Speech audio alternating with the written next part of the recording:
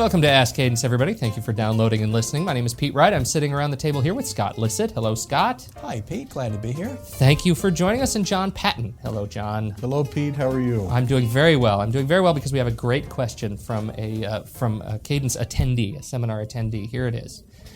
I am the lone project manager in my group. I go to PMI meetings with my local chapter. I have attended the Cadence training, but I'm always working to get my organization to buy into my involvement in project management. How do I get them to see the value in what I'm doing?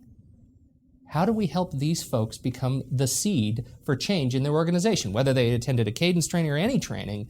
If they have an organization that's project resistant, how do we help them change their environment? Well, Pete, first of all, in starting here, I would like to applaud the person who asked the question. Here's a person who's awake, who recognizes that good project management is critical to their organization and truly wants to help lead the organization, but is not a power figure in the organization.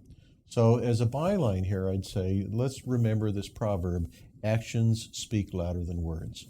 So number one, demonstrate your improved knowledge where you can on your project assignments. Let's say you picked up something new in the middle of a project.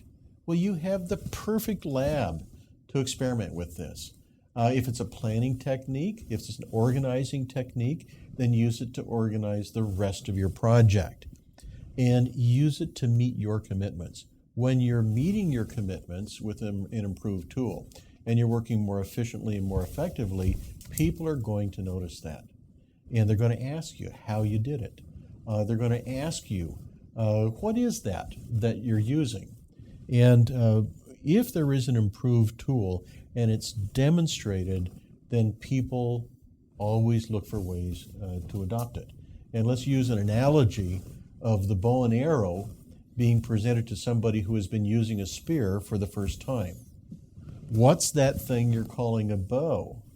A string on a piece of wood. It just doesn't make any sense at all. Much too complicated. What do you use it for? And that thing you're calling an arrow is too small. You'll have to get up too close. It won't even penetrate the hide. But if a person demonstrates it and they see how it's used, they'll say, wow, that's very interesting. Now, I probably couldn't use it because I'm not an expert like you are. You must have practiced a lot with that thing you call a bow and arrow. And then you put it in their hands and you teach them how to use it. And all of a sudden, they're using the bow and arrow as well. So what I think you're saying, John, is that excellence gets noticed. Absolutely, Scott. And so if you start applying some best practice techniques in your project, it will get noticed. And you don't have to forget what you've learned, or you don't have to go down essentially to the average level that projects may be conducted in your workplace currently. You can maintain your own level of excellence. Don't get discouraged by what you see going on around you. Apply these techniques every opportunity you see. And if you can't replan a project using a WBS or using some scheduling techniques which make more sense, then what you can do is improve the communications on the project.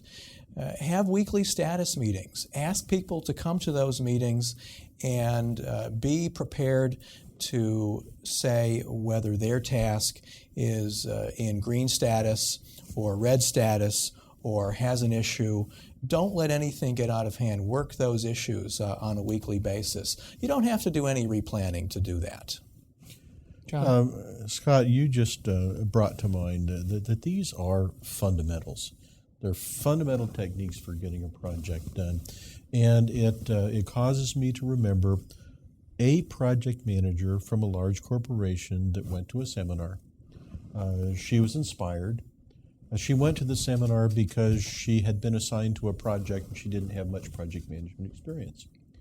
And within a week, she met with the engineers to plan this project. And she said, last week the company sent me away to a seminar. They paid good money for it, and I think they expect me to use it.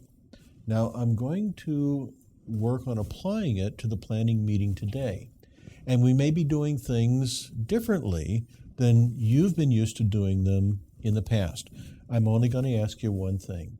Bear with me while we're going through the planning this afternoon, and then let me know at the end of the day what you think of it. Well, this project was the implementation of an E911 system for a phone company, which had the potential to save lives. And the engineers were very pleased with their planning work, and they actually were able to implement the project 1 month early. And this was a person who had the faith to take that first step. And she didn't ask permission. She just went ahead, and got this agreement from the engineers that they would bear with her for the afternoon. I love that line. I think they want me to use it. That's brilliant. That's abdicate responsibility to those who pay. I have this other sort of corollary question. Can you give us some thoughts on what not to do? What's a surefire way to turn off the organization completely when you're trying to help seed project management? To speak projectese. I mean, we're jumping in here together. It's to put on this theoretical dialogue and to talk about a cadence or PMI and bandy about terms, but not do anything with them. And there's something else which I really advise against, which is going to your project manager who has not taken a course in project management and say, from what I can tell, this project is being very poorly managed. Oh, boy. And there's really so much we could be doing better than we're doing now. Yeah. And that's really a surefire way probably to get yourself kicked off of the project team. How's that for a couple bad moves? That's Pete? good. That's good. Yeah. Commit that to memory. This is a great discussion, Jazz. Thank you for your insights and thoughts on this topic, and hope we give you some tips on taking project management back to your organization. Thank you for listening. This has been Ask Cadence.